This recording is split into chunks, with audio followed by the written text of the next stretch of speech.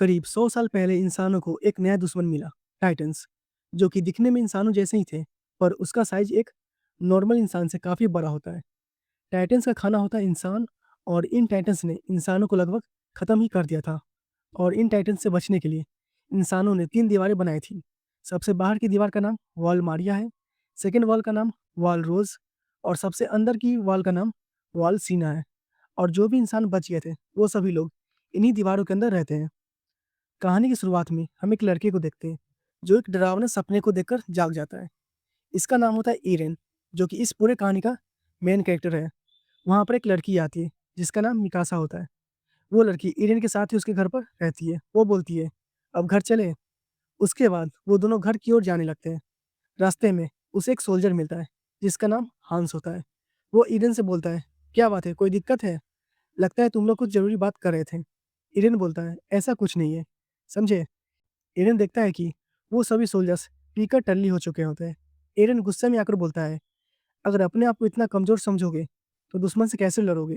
हंस बोलता है, मैं भला किसी से क्यों लड़ने लगा?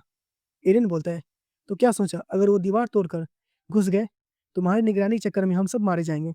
वहाँ पर एक और सोल्जर आता है और बोलता है कि देखो, पिछले 100 सालों में उन्होंने दीवार को सिर्फ खरोंचा है और कुछ भी नहीं किया है। यकीन मानो, अगर उन्होंने इसके अलावा कुछ और करने की कोशिश की तो उनकी खैर नहीं। एरिन बोलता है, बस करो, आप लोगों ने तैयारी के नाम पर किया ही क्या है। डैड कहते हैं कि आपको चौकन्ना रहना होगा। रास्ते में मिकासा एरिन से बोलती है, तुम्हें उन लोगों से उलझना बंद कर देना चाहिए। एरिन बोलता है, सच में मिकासा, क्या तुम्हें भी मेरी बातें बकवास लगती है? मिकासा बोलती है, मेरे कहने का वो मतलब नहीं था। कुछ सिपाही बाहर से अंदर की ओर आ रहे होते हैं। दरअसल ये सोल्जर बाहर जाकर टाइटन का शिकार करते हैं, पर इस बार वो सभी निराश होकर लौटते हैं। कुछ सिपाही मारे जाते हैं और लगभग सभी घायल ही होते हैं। तभी एक बुरी औरत आती है और सोल्जर से पूछने लगती है, मेरा बेटा कहाँ है? उसे तो आपके साथ होना चाहिए था ना? प्लीज़ बताइए वो कहाँ है? वो सोल्जर बोलता है, काश मैं आपसे ऐसा कह पाता। सोल्जर उस बूढ़ी औरत को कपड़े से लिपटा हुआ कुछ सौंपता है। वो बूढ़ी औरत उसको देखकर रोने लगती है। दरअसल वो उसके बेटे का हाथ होता है। सोल्जर बोलता है, मुझे माफ़ कर दो, बस उसका यही हिस्सा बचा है। सीन चेंज होता है, जहाँ पर हम देखते हैं कि इरेन और उसकी फैमिली खाना खा रहे होते हैं। तभी मिकासा बोलती है, एरिन स्काउट में शामिल होने के लिए सोच रहा है। सभी चौंक जाते हैं। एरिन बोलता है, मैंने कहा था किसी को मत बताना। इस बात को लेकर एरिन और उसकी मम्मी में बहस शुरू हो जाता है। एरिन गुस्से में घर से बाहर चला जाता है। एरिन की माँ मिकासा से बोलती है, तुम्हें एरिन को उसको तुम्हें एरिन को उसकी जिद से बचाना होगा। वादा करो कि चाहे जो कुछ भी हो, तुम हमेशा उसके साथ रहोगी। सीन चेंज होता है। हम देखते हैं कि कुछ लोग एक लड़के को परेशान कर रहे होते हैं जिसका नाम आर्मिन होता है। तभी वहाँ पर ईरेन आता है और बोलता है, छोड़ो उसे। वो लड़के बोलते हैं, ये तो ईरेन है, लगता है फिर मार खाने आ गया है। और उसके पीछे मिकासा होती है, जिसको देखकर वो सभी भाग जाते हैं। उसके कुछ देर बाद वो सभी एक साथ बैठकर बातें कर रहे होते हैं। तभी एक जोरदार धमाका होता है, जिसको देखकर सब चौंक जाते हैं। आखिर ये धमाका कैसा?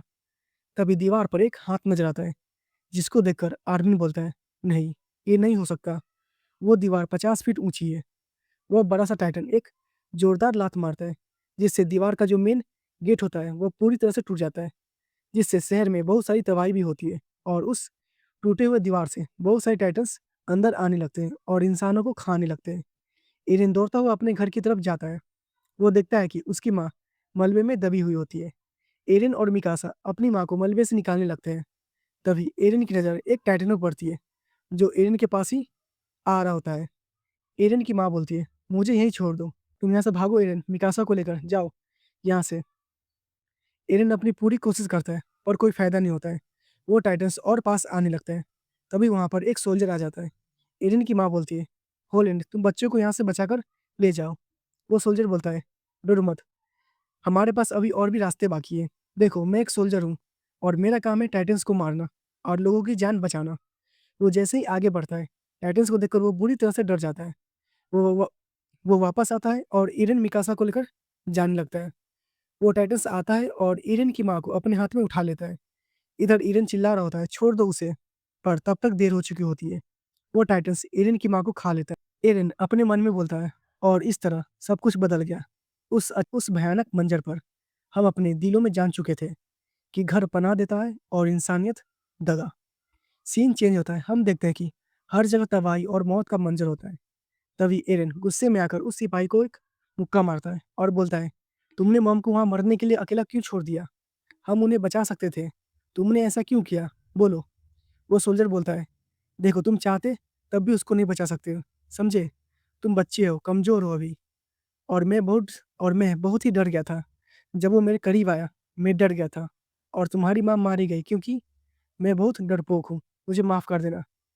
कहानी में हमें आगे पता चलता है कि जहाँ पर एरन और उसकी फैमिली रहती थी, वो जगह सिंघाल थी और सिंघाल थी।